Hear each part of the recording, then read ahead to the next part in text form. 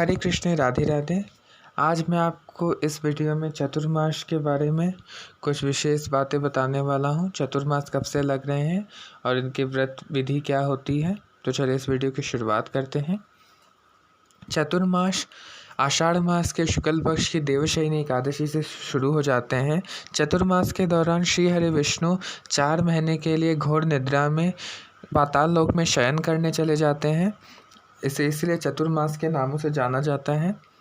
चतुर्मास आषाढ़ मास के शुक्ल पक्ष की देवशयनी एकादशी से कार्तिक मास के शुक्ल पक्ष की देवउठनी एकादशी तक चलता है।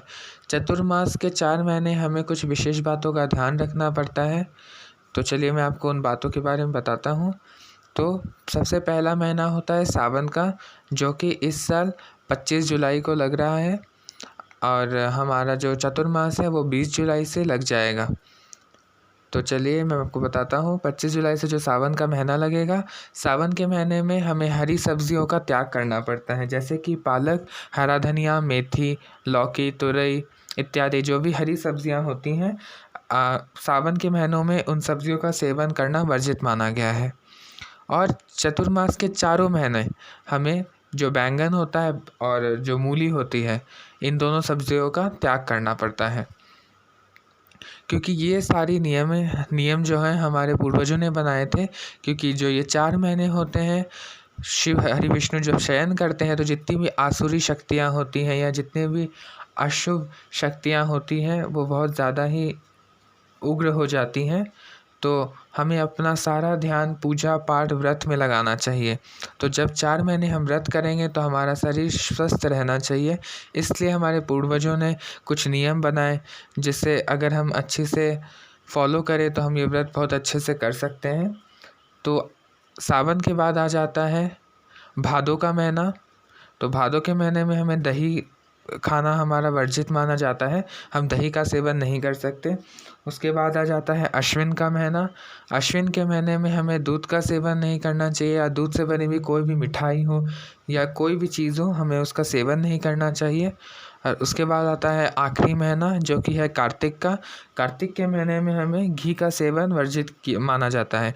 घी और जितनी भी तरह की दाल होती हैं उनका सेवन वर्जित माना जाता है। परंतु जब चतुर्मास 4 महीने आपको बैंगन और मूली बिल्कुल भी नहीं खाने हैं, और जो मसूर की दाल होती है, जो लाल वाली दाल होती है, उसे भी आपको नहीं खाना है, वो भी इस चतुर्मास के व्रत में वर्जित माना जाता है। चतुर्मास के दौरान आपको ज़मीन पे सोना चाहिए और ब्रह्मचर्य का पालन करना चाहिए। ज़मीन पे आप गद्दा या दरी लगाकर सो सकते हैं। अगर आपके लिए ये पॉसिबल ना हो तो जब भी आप अपने बिस्तर पे या जहाँ भी आप शयन करते हैं वहाँ सोएं, तो आप वहाँ पर एक साफ़ सुथरा चादर बिछा लें और उस पर गंगा जल छिड़कें, और आपको ब्रह्मचर्य का पालन करना है। इसी प्रकार आप चतुर्मास के व्रत कर सकते हैं। चतुर्मास के व्रत के दौरान आपको हर महीने की पूर्णिमा के दिन दीपदान करना पड़ता है। और जब हम चतुर्मास का उद्यापन करते हैं तो जो जो चीज़ें हमने इन चतुर्मास के दौरान छोड़ी थी खाना, उनका हमें दान करना पड़ता है। तो अगर आप एक साथ दान नहीं कर सकते तो आप हर महीने की पूर्णिमा के दिन दान कर सकते हैं।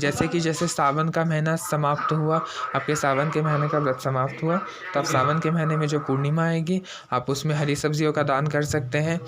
आप ब्राह्मण को ये दान कर सकते हैं, आप किसी ज़रूरतमंद को ये दे सकते हैं। फिर भादों का महीना आएगा तो आप दूध की बनी या दही की बनी हुई किसी चीज़ का दान कर सकते हैं, या अनाज का दान कर सकते हैं अपने सामर्थ्य के अनुसार। फिर आ जाता है अश्विन का महीना। अश्विन के महीने में आप दूध की बनी मिठाई का दान कर सकते हैं। और फिर आखिर में आता है कार्तिक का महीना। कार्तिक के महीने में आप घी का दान कर सकते हैं या दाल का दान कर सकते हैं। अगर आप चाहें तो देवउठनी एकादशी के दिन, यानी कि जो कार्तिक माह के शुक्ल पक्ष की एकादशी है, उस दिन इन सभी चीज़ों का दान एक साथ कर सकते हैं, और आपको पंडित जी को दक्षिणा भी देनी पड़ती है। तो इस प्रकार आप चतुर्मास के व्रत कर सकते हैं। चतुर्मास के व्रत अगर आप ना कर सकें तो आप 4 महीने सात्विक भोजन का आहार लें। चतुर्मास के व्रत के दौरान आपको एक ही वक्त भोजन करना पड़ता है।